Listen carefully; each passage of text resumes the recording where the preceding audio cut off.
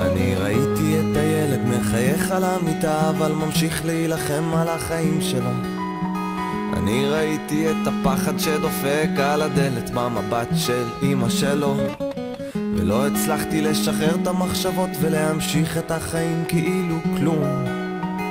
אם העולם הזה עדיין לא הוגן, או שאולי יבוא היום והוא יקום, אז